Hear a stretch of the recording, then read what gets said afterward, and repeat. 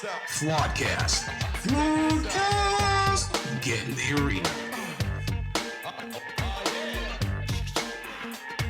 All right, so I want to welcome everyone to another episode of Flawedcast. And here I'm always with my dapper friend Jason. Whoa, Will. What's good? Oh man, everything's good. I'm excited. I'm feeling good. Down at Baker's Dozen. What? Yeah, man. Been working hard in this new year. Down at Baker's Dozen, getting all my beverages in, drinking lots of water, hydrated, very ready. And you know what I'm doing today, Bill? You're recording the Flawedcast. Well, of course I'm recording the Flawedcast. I record Flawedcast anytime, brother. Well, I know. But I'm going to the RV show. I'm going to look at me. I want an RV. I want to take Flawedcast on the road. Nice. Sorry, I had to beep that out. That's good. No, that saves me the trouble from doing your post. Yeah, man. I'm taking my parents and my wife's parents, all the in-laws. We're gonna all jump into Suburban today. We're gonna drive over to the major IX International Exposition Center in Cleveland, Ohio, and we are going to do the RV show. Nice. Oh man, it's going to be rocking. We did it last year. I love it, man. It's so cool. The in-laws and outlaws are going down. In-laws and outlaws, buddy. You know it. You should listen to some Waylon Jennings on the way down. It might very well happen. Well, knowing your in-laws, it could. Right. So, and I'm sure your father-in-law would have some kind of story about Mr. Jennings. Oh, I'm sure. They probably knew each other. I'm sure. Well, that's why I said that. I'm sure he did. He knows like everybody. All right, so we got some. You're rolling. I'm pumped. We got some shit to talk about, brother. We do have some stuff to talk about, but we have some exciting announcements. It's going to be 2020 is a big year, not only in scope of the planet, scope of the nation, but scope of Flawedcast as well. And we got some awesome things ahead. I guess I'll go ahead and announce we're going to have flawedinc.com coming real soon. We're going to have some merchandise real soon. And I'll go ahead and throw this out. World premiere release of my first book will be this year also. My bro Bill. Yes. First book, autobiography. Yes, the life and times of a overweight ninja assassin. I'm really excited for it, and more news will be coming. We did want to let you guys know that, we are thankful for the growth. We have been growing. Follow, subscribe on all of our platforms, our social media platforms, Parler, Gab, Instagram, Facebook, Twitter, Flawed Inc. or Flawed Inc. CLE. We are on YouTube. We're on Apple Podcasts. We're on Google Podcasts. We're on Spotify. Anywhere you listen to podcasts, we're there. Flawedcast CLE or Flawed Inc. with a K. And make sure you subscribe, nonetheless, we have been growing, especially on Parler platform. Check out Parler if you haven't, man. Oh, it's awesome. I love that. Honestly, I don't even bother with Facebook. I don't bother with Twitter. I mean, I post our stuff there because I know you have to, but Parler is awesome. The people that we've been able to engage with and talk there are just really more open there. Yeah, they go to jail as much. Well, they don't silence you as much, and it's just really weird because we've been growing exponentially on Parler, sharing the same content on that platform as we do on Facebook and Twitter and Instagram. But the growth there has not been as rampant and steady as like Parler. That's because don't get blocked on Parler. And we had a whole discussion about this, and maybe that'll be a forthcoming episode with censorship, and we talk about the First Amendment all the time. This episode is really important. I want to say it seems like our last 3 or 4 episodes we've been really able to catch a zeitgeist, so we kind of we're thankful and we appreciate that. But now that we're looking into 2020, which is going to be a very big year, not just here in America with the preemptive re-election of Donnie Tate. The UK is supposed to be leaving Brexit. What we talk about all the time is providing information against the backdrop of current events using our analysis of what we understand is history, spiritual, scriptural texts and things. I think where we're at right now is a real dangerous place. And that's kind of what we want to talk about this week. Everything's coming clear in 2020. I hope so. I really do, because as I survey the landscape, I'm like, wow, how do we, I don't want to say regress, I don't even want to say backtrack like in a negative place, but how do we get to a place where we can be civil and have civil discourse and just civil conversation? Because I don't see that. Well, I know we can do it, because if we can go from where we were to where we are, I know we can. I shared with you, Bill, and I cannot remember details, but I watched a speech, but a statement that a young lady gave, an American citizen, and I know she was young. She couldn't have been a teenager. 20-ish, 20 at best. She was in her early 20s. Yeah, very, very young. Several times she said, I know America is going to wake up. I know the Americans are going to wake up. And it was great because I felt like she was giving the same message, Bill, that we try to get. Yeah. She was just saying, get in the arena. She wasn't trying to push her thoughts, beliefs, or opinions on anyone. She was just simply asking for folks to wake up and pay attention and get involved. And I loved it. She can do that at her age. It gave me a little hope. Yeah. The key component of what she did was she led people in prayer. She did. The last episode, we talked about guys at the G6 and the $6,500 shoes. It wasn't anything like that. It was just like, God, we really need you. Come, please help us. And what was really remarkable, Donald Trump and Mike Pence were standing right next to her, and the looks on their face was amazing. It was a weird mixture of encouragement, awe, and like, is this happening? Because in my opinion, I got to think, listen, whatever you think of the guy, he gets shade thrown at him all the time. And it's a constant bombardment. And not him, his family, and even his like 12 or 13-year-old son, Barron. And everything and anything that he touches or has to, anything he thinks about gets beat up, right? So then it leads us to where, we're talking about, a kingdom divided. So where I want to start with this, Mark 3:24-26, this is from the Amplified version. It says, if a kingdom is divided, split into factions, and rebelling against itself, that kingdom cannot stand. And if a house is divided against itself, that house cannot stand. And if Satan has risen up against himself and divided, he cannot stand, but is coming to an end. And one translation I like, it's called The Message. It says, a constantly squabbling family disintegrates. I just look at that. And, some of my best friends, I look at, their families, and just to see how there is this huge chasm. And I'm at this point where a lot of things we talk about could be considered partisan. I feel like we try to just give information, not necessarily our opinion about things, just so you make your decision. But I'm really at the point, and this is the whole impetus of this episode, is if we don't return to civility and we don't return to discourse that we can all come to the table, and even though our ideas are different, we can respect them and kind of move forward and talk about it. I don't know how, as a nation, we're going to be able to stay strong and move forward without any big catastrophe. In my studying this week, not just of the Bible, but of founding fathers, a lot of American icons I look up to, there is some quotes that I really, really want to share. John Adams, George Michael, George Washington, and Abraham Lincoln have a couple quotes. I would love, Jason, if you could read the first one with John Adams. Sure, John Adams. There is nothing which I dread so much as the division of the republic into two great parties, each arranged under its leader, and concerting measures in opposition to each other. This, in my humble apprehension, is to be dreaded as the greatest political evil under our Constitution. John Adams. John Adams, yeah.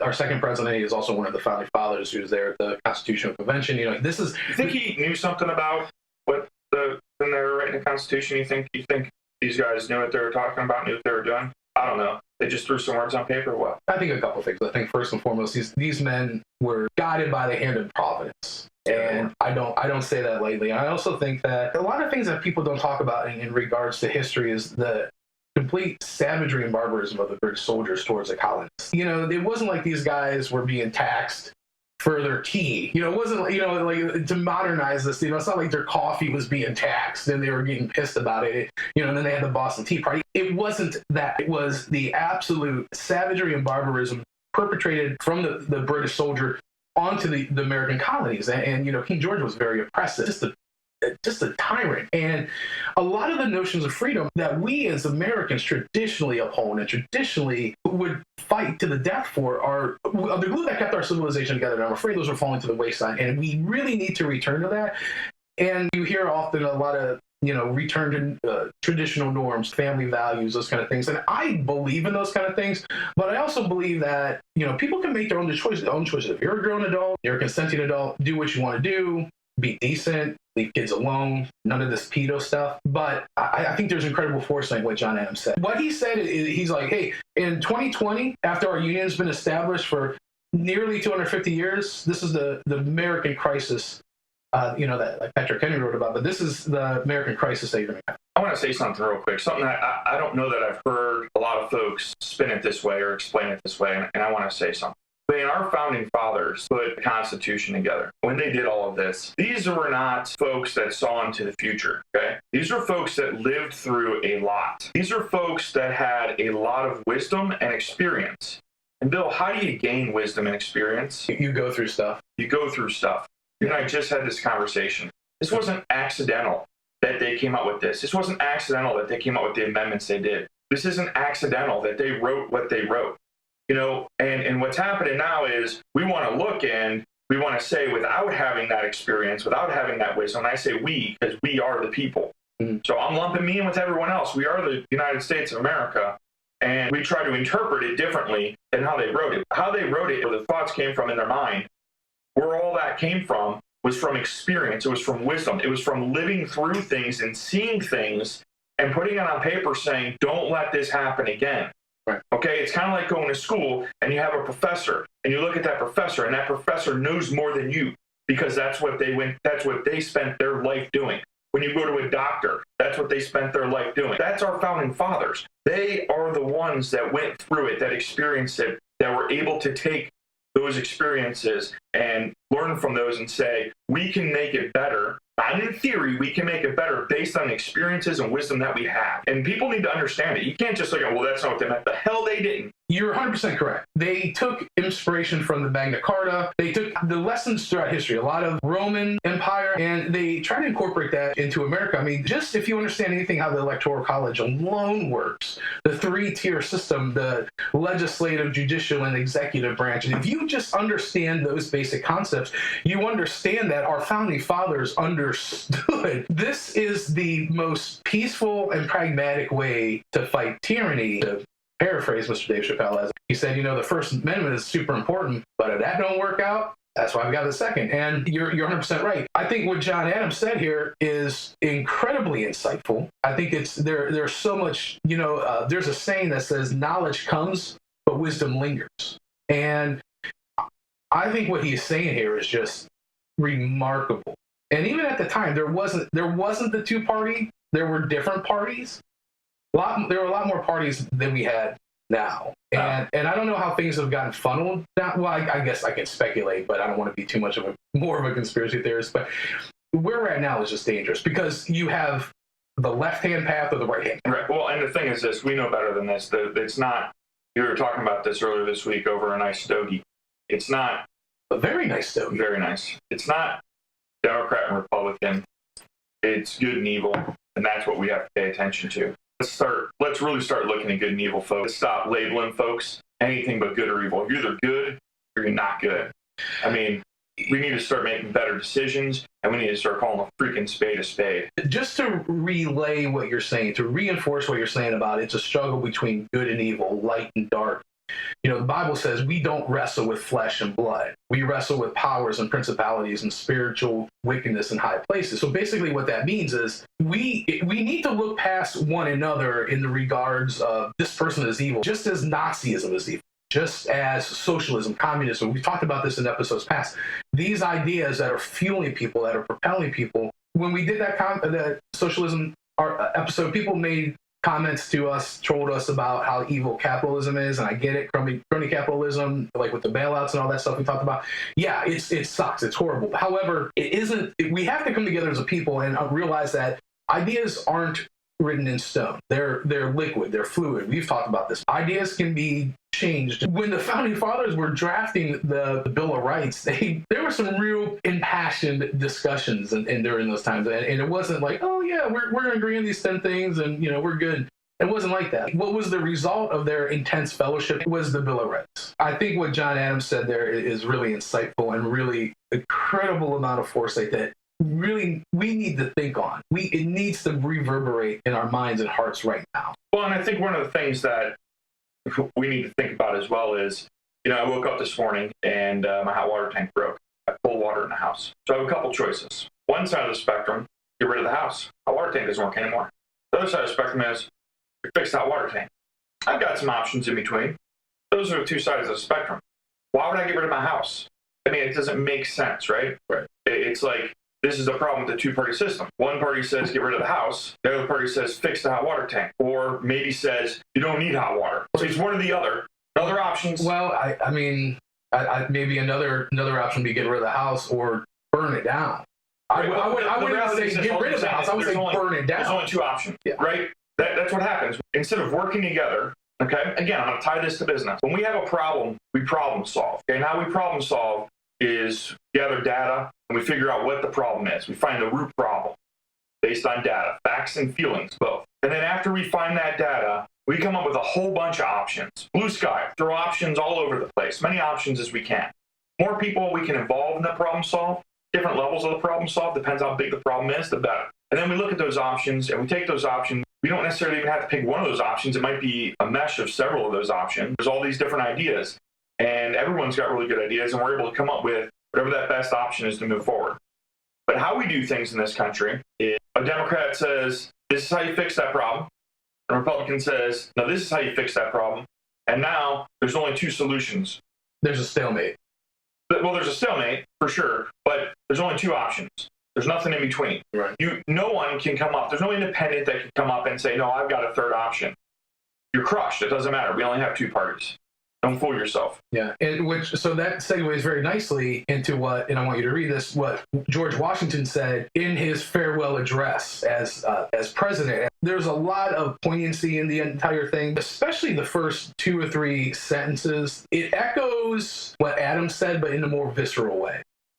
All right, well, I'll start reading. You just cut me off. Okay, time. Will do. The ultimate... Sorry. I'm good, though. See how I listen to you? You did. Very good. Sit, boo-boo, sit. Very Pavlovian. There is an opinion that parties in free countries are useful checks upon the administration of the government and serve to keep alive the spirit of liberty. This, within certain limits, is probably true. And in governments of a monarchical caste, patriotism may look with indulgence, if not with favor, upon the spirit of a party. But in those of the popular character, in governments purely elective, it is a spirit not to be encouraged. From their natural tendency, it is certain there will always be enough of the spirit for every solitary purpose. And there being constant danger of excess, the effort ought to be, by force of public opinion, to mitigate or assuage it. A fire not to be quenched, it demands a uniform vigilance to prevent its bursting into a flame, lest instead of warning, it should consume.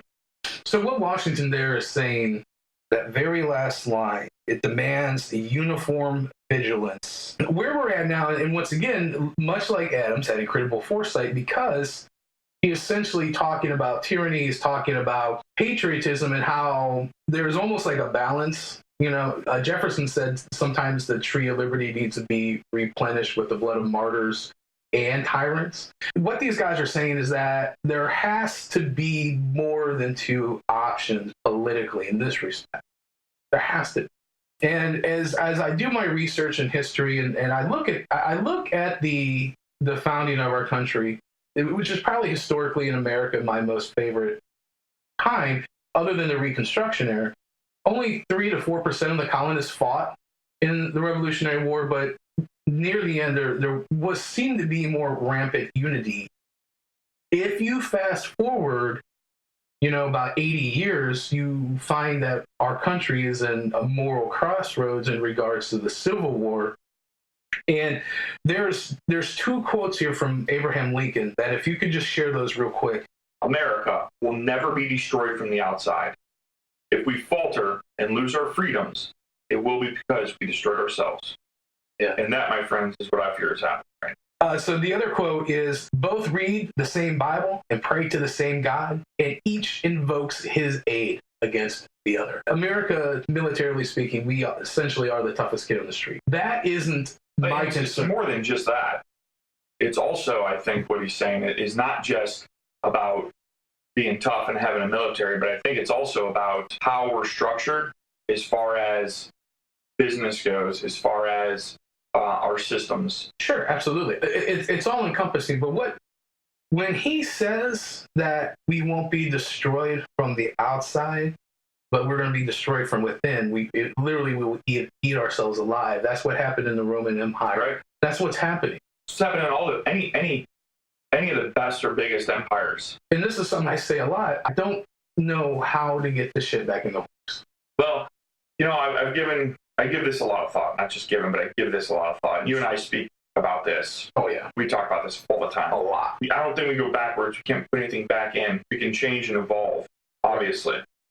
We've changed and evolved to be where we are now. We can change and evolve to be better. But there has to be I get it. A willingness, this is what I'm going to say. So that doesn't happen with politicians. That doesn't happen in D.C.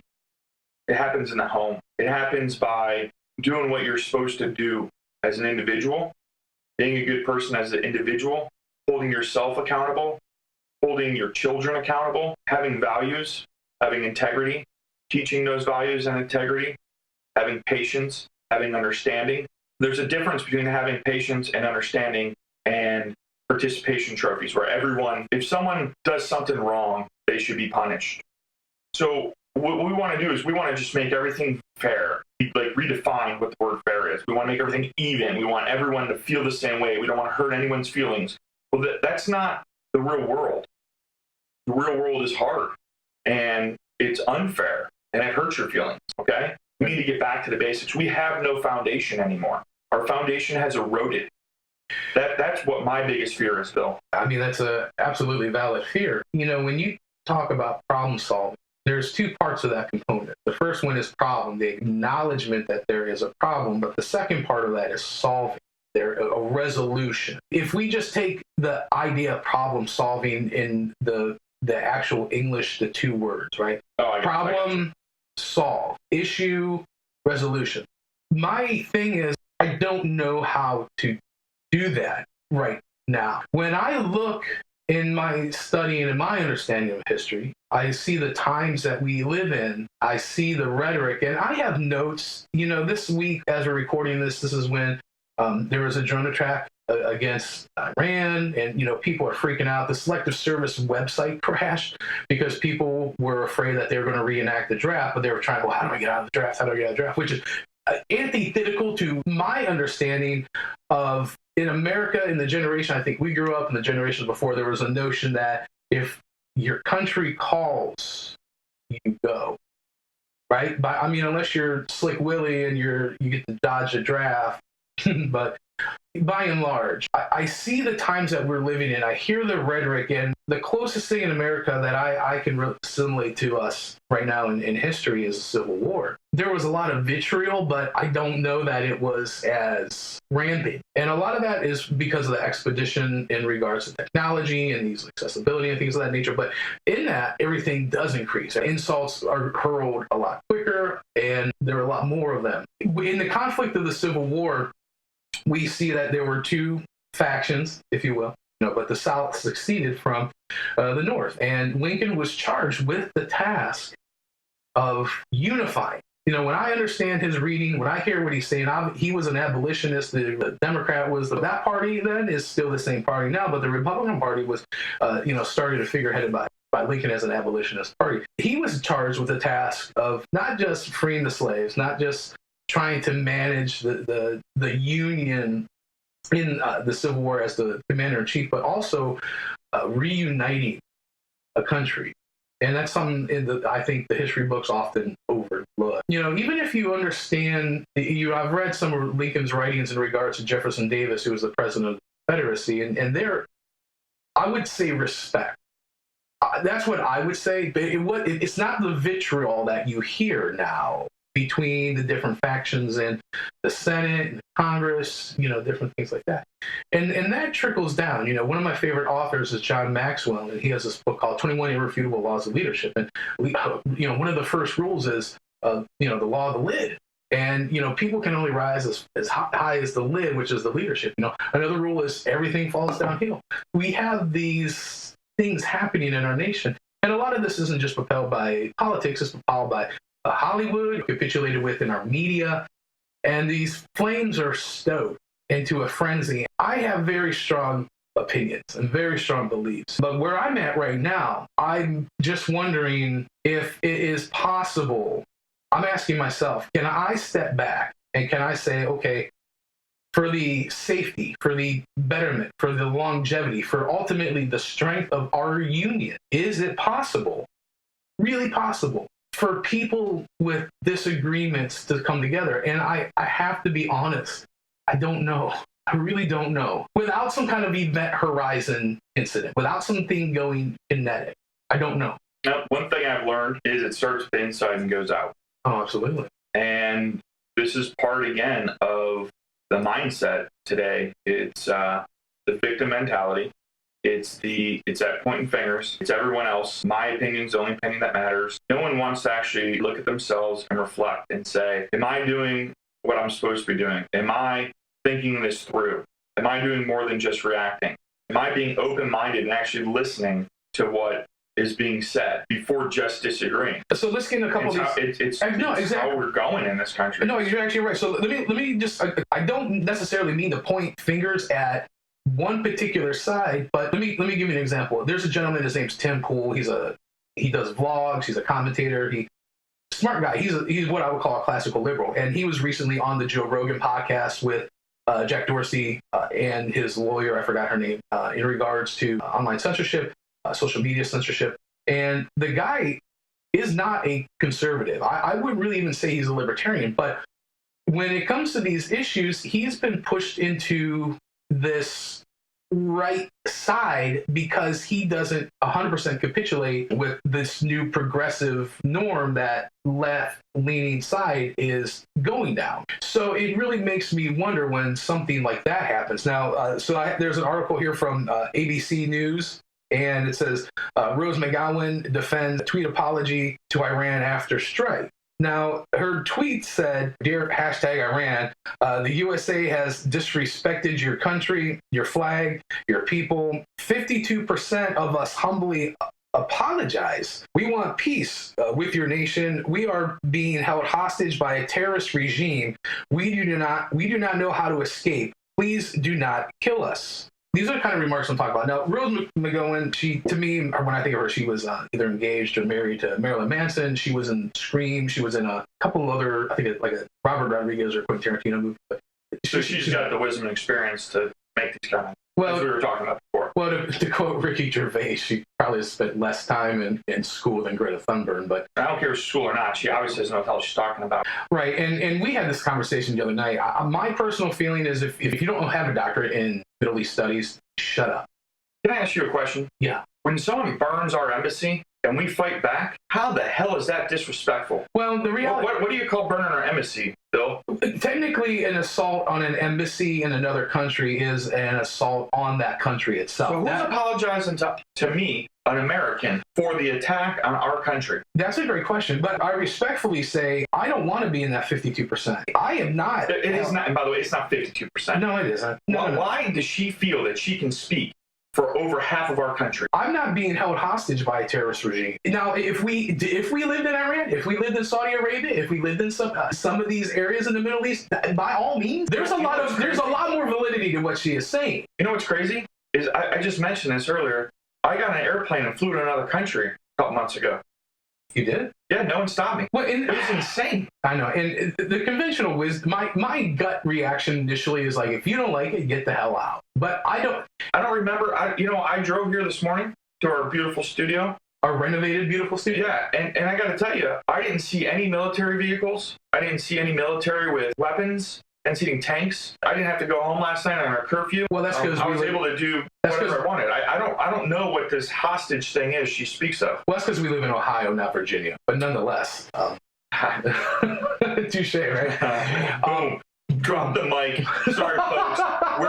We're gonna have to wrap this up. That's a wrap. That was awesome. But nonetheless... what she's saying here, this is reckless. Exactly. That's exactly my point. This is reckless. Who does she think she is? Rich in a freaking movie? Who does she think she is? And what has she ever done for me or my country? She is not my voice. I respectfully to say you do not speak for me. I'll be one of the 48% of the deplorables. But this is the shit that aggravates me. No, I know. So read what I have there about the other bit, the other quote-unquote celebrity. You're talking about Michael Moore? Yeah. Yeah, Michael Moore. He sends Iran leader a direct message. Let me and millions of Americans remove Trump. In an emergency podcast to his listeners and the Iranian people, Moore said that although he does not favor theocratic regimes, he sympathizes with Iran because of the way they have been treated by the United States. I would like to ask you, as much as you have the right to, and as much as you want to, I would like you, the leadership of the country of Iran, to not respond with violence to the United States, Moore said. I am asking you to try what Martin Luther King and Gandhi said requires the most amount of courage, which is to respond with nonviolence, he continued. I am asking you to leave this up to me. Give me all of 10 months, and I and millions of Americans will remove Trump from the White House. I have just sent the Ayatollah of Iran a personal appeal asking him not to respond to our assassination of his top general with violence of any kind, but rather let me and millions of Americans fix this peacefully. You kidding me? This guy can't remove a Big Mac from his mouth. I don't care what he can or can't remove. Once again, he's sitting here apologizing to a country that just attacked us. So there's what the hell is going on? So once again, there's a lot of misnomers here. We talk a lot about subversiveness. We talk a lot about deception. That's what this is. And now you can argue there's rhetoric on the right, but I don't see it. Me personally, my vantage point, my experience does not see the absolute vitriol from the right side that I do from the left. And I don't know, I could be wrong. I'm not an international lawyer, but isn't the fact that he, as a private citizen, is reaching out to a terroristic regime who's a bona fide enemy of the United States, isn't there some kind of infringement of law on that? Well, but let me tell you what, he's reaching out to a country that just attacked our embassy and basically siding with them. Yeah. As far as I'm concerned, move to freaking Iran then, Michael Moore, if it's so great, if you feel so bad for him. Don't worry about removing Trump. Quit trying to change our country. Why don't you go over there and live in that country? I'm so sick of this shit and these people. It makes me absolutely sick to my stomach. No, I get it, but I don't know that everybody who we disagree with leaving is the answer. But I also but I'm not saying that. No, but I don't. What he's saying. No, I know. I was going to say that's exactly my point, because this is blown out of proportion. What him and Rose McGowan said, to say it's conflated and false is at best wrong. It's an embellishment in the worst manner possible, and they don't speak for me. They don't represent me. And I'm sorry, I'm not in the military, and I thank all of our military servicemen and women, our first responders, but I'm not going to bow a knee to certain ideologies. No. The only thing in this statement that I thought he nailed, when he said theocratic regimes, which if you understand anything about the political policies under Islamic countries, that's a really accurate way to put it. But everything else he said here is wrong. He doesn't speak for me. I don't believe he speaks for most people I know, but these are examples of what's going on in this country. How can we ratchet things back? All I can say, much like Batman and I have never been seen at the same place. I don't know that Michael Moore and Rosie have been seen at the same place in the same film. I have a dark heart, but nonetheless, and I'm sure this isn't really helping, but I don't know. I don't know moving forward, how can we salvage this? How can we come together as a nation, as a people, as a body? Because our country being splintered and being fractured into different areas, it doesn't do anything for us as a whole. It weakens us. It not only makes us weak internally, but it gives the impression of weakness globally. And when you have regimes such as these regimes in the Middle East, or like a regime like China, or even Russia, like these kind of there's all these geopolitical pieces on the chessboard, and I'm just talking outside of the States. I just don't know how we go back. This is me being my most authentic and most civil that I can be. I don't know how we. So I certainly don't know how we go forward. Once again, without an event horizon, without some kind of instance where things are going kinetic. Like, as soon as you read that stuff, I don't know if you can tell by I'm just disheartened. It's so messed up, man. It's just that is how American citizens think. That's how. Well, that's how some American citizens think. The one thing I can say is that during the Obama administration, there was a lot of talk in regards to not agreeing with policy, but nobody said that Obama was the president of a terroristic regime that is holding 52% of people hostage. That is what I'm trying to talk about. This is the thing about Trump. He's a racist. He's now a terrorist. He's a what are some other names that he's been called? Misogynistic, xenophobic, Islamophobic. It's just so crazy that everyone loved this guy, right? And now he's president, and everyone hates him, and they come up with all this stuff. And it's crazy that all of those names that he's been called, there's no factual data that fits any of it. It's just reckless defamation. Period. End of story. And I'm sick of it, man. I'm sick of it just tossing out. Everybody I don't like is Hitler. Like I saw there was a book or there was some like a post that everybody I don't like is Hitler. Which, Well, not just I don't like. I mean, if you don't like someone, or I disagree with, but then you make up lies about them.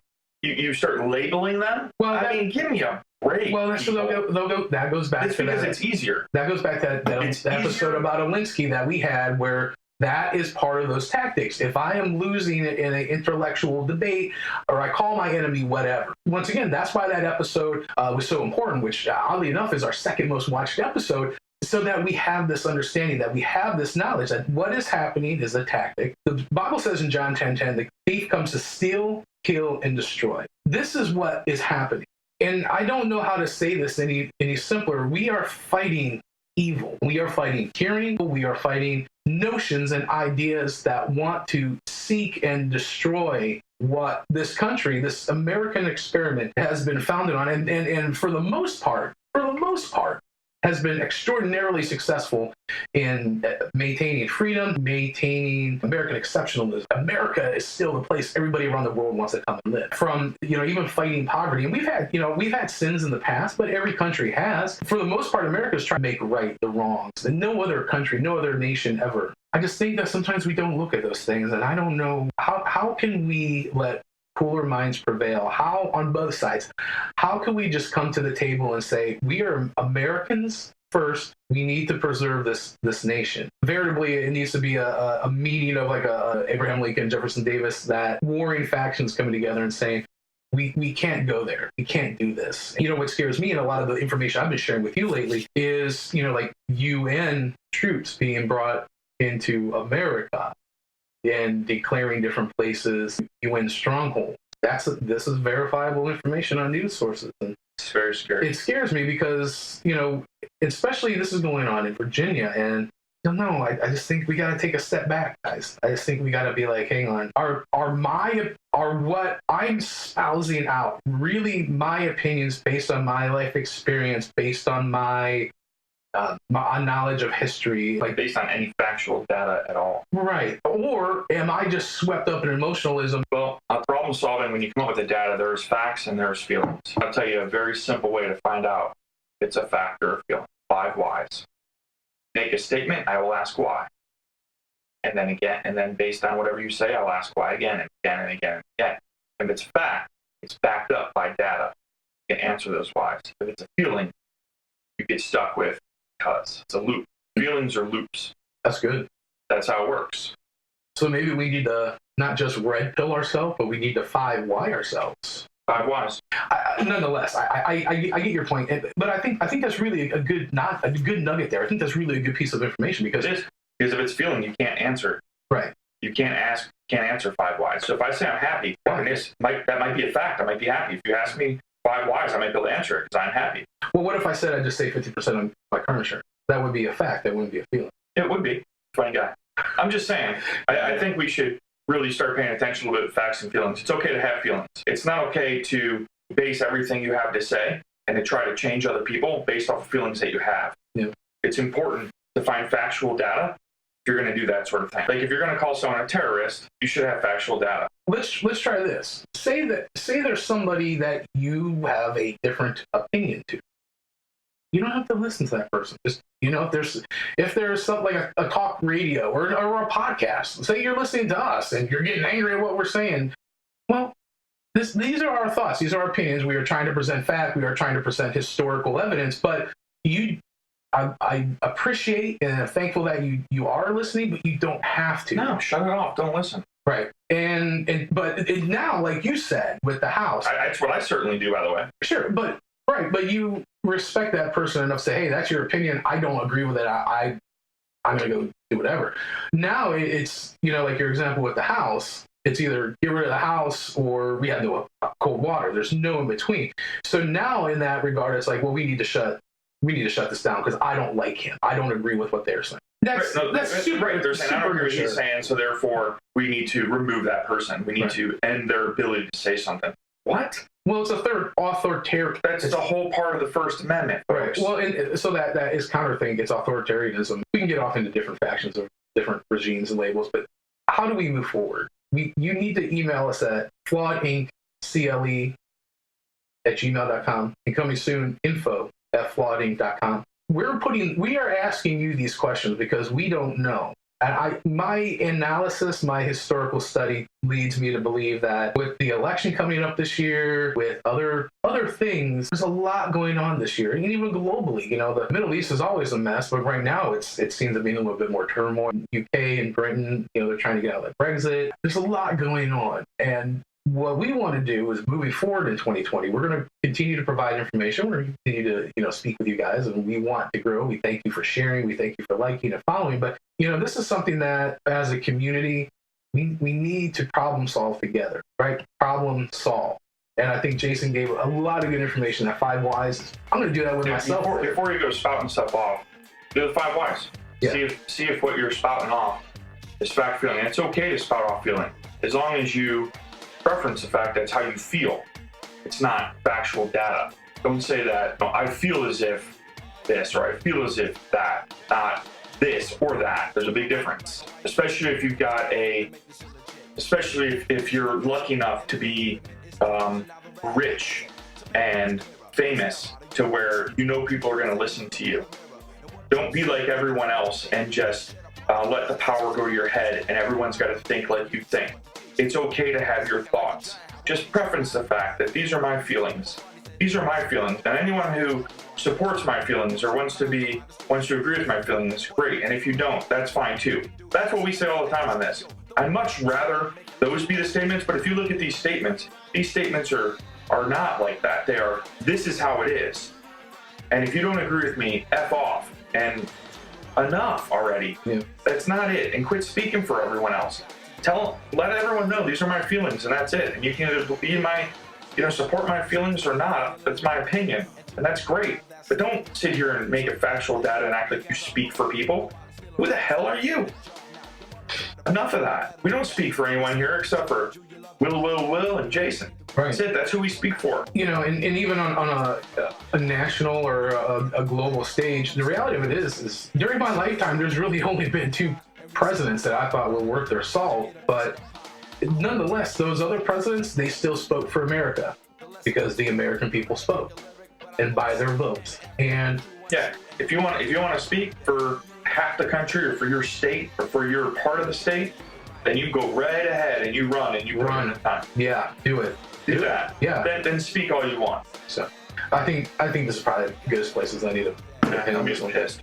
Well, once again, and I say this a lot in our episodes, it's good. It is good to feel that way because I think in our society, we are being called, we're being neutered, we're being cultured into denying those instincts. And that makes you half a person, especially if you're a guy.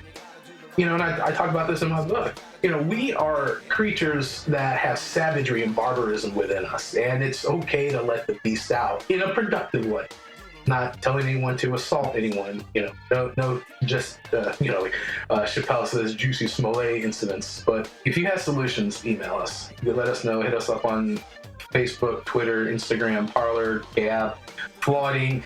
We got a blog coming. On our website. Looking forward to it. We're on YouTube, Apple Podcasts, Google Play, Spotify, anywhere you listen to podcasts. Make sure you subscribe. Make sure you give us some 5-star feedback. I've been liking that. So, we've been having some unsolicited feedback, so it's really good. It's not just me getting into people's phones.